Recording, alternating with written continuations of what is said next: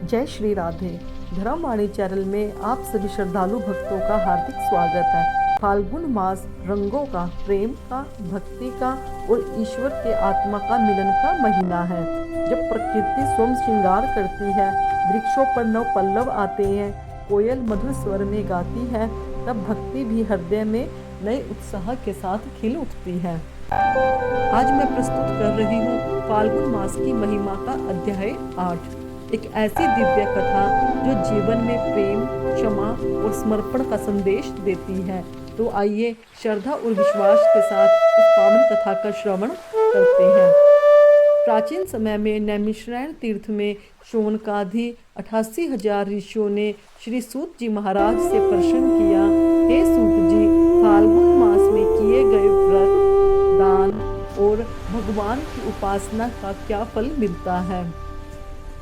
तब सूत जी बोले, हे मुनियों, फाल्गुन मास स्वयं भगवान श्री कृष्ण को अत्यंत प्रिय है।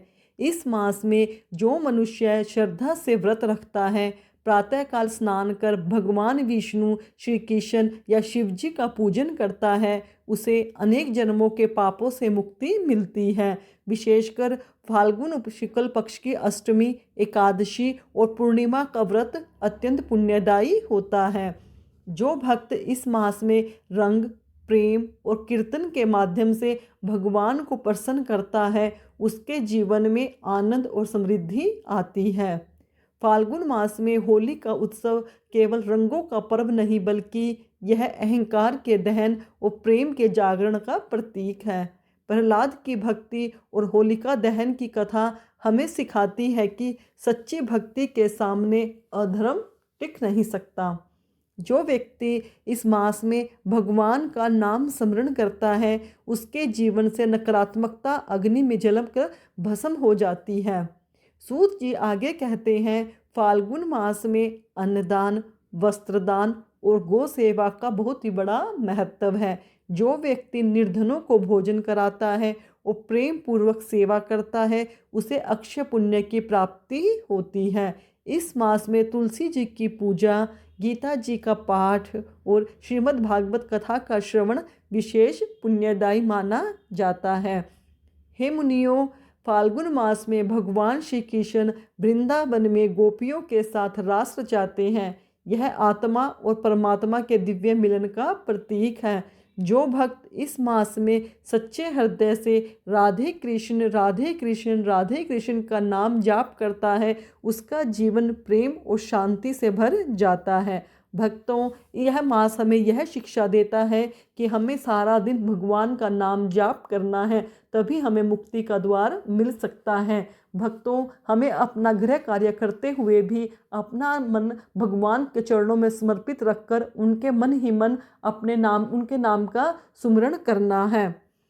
प्रिय भक्तों, फाल्गुन मास हमें यह सिखाता है, अहंकार को जलाकर प्रेम को अपनाएं, ईर्ष्या को त्याग कर भक्ति को जगाएं और अपने जीवन को भगवान के रंग में रंग दे। भक्तों, अब मैं आपको फाल्गुन मास से जुड़ी एक शुभ भक्ति कहानी सुनाती हूँ। ध्यान देकर सुनिएगा।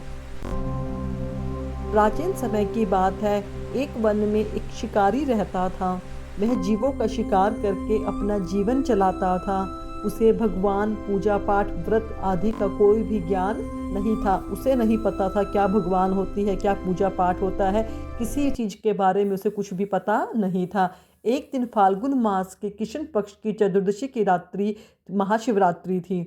उस दिन उसे कोई शिकार नहीं मिला। वह भूखा प्यासा एक बेल के वृक्ष पर चढ़ गया, यह सोचकर कि रात में कोई पशु आएगा तो उसका शिकार करके अपना पेट भर लूँगा। उसे यह ज्ञात नहीं था उस बेल वृक्ष के नीचे एक शिवलिंग स्थापित है।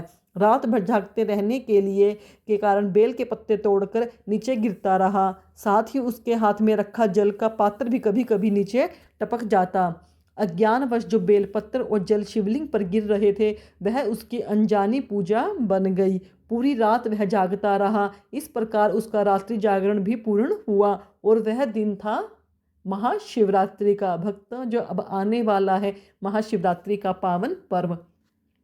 प्रातःकाल वह नीचे उतरा तो उसका हृदय किसी अज्ञात शांति से भर गया। कुछ समय बाद उसका देहांत हो गया तो शिवदूत उसे कैलाश पर ले गए।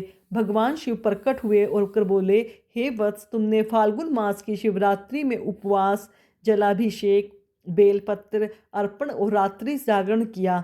भले ही अनजाने पर भक्ति सच्ची थी, इसलिए तुम मोक्ष के अधिकारी हुए। फाल्गुन मास विशेषकर शिव भक्ति के लिए अत्यंत पावन पर्व है। सच्चे भाव से किया गया छोटा सा कार्य भी भगवान को प्रिय होता है। शिवजी भोलेनाथ हैं, वे भावना देखते हैं, विधि नहीं। वो भगवान तो सिर्फ हमारे भाव देखते हैं। उन्हें क्या चीज़ की कमी कि हम उन्हें पैसे चढ़ाएं, बेलपत्र वो चढ़ाएं, फूल चढ़ाएं, महंगे महंगे फूल चढ़ाएं या कोई फल चढ़ाएं। वो सिर्फ हमारा भाव देखते हैं कि हम किस भाव से वह वस्तु खरीद रहे हैं और किस भाव से हम भगवान को अर्पित कर रहे हैं। भगवान भाव के भूखे हैं।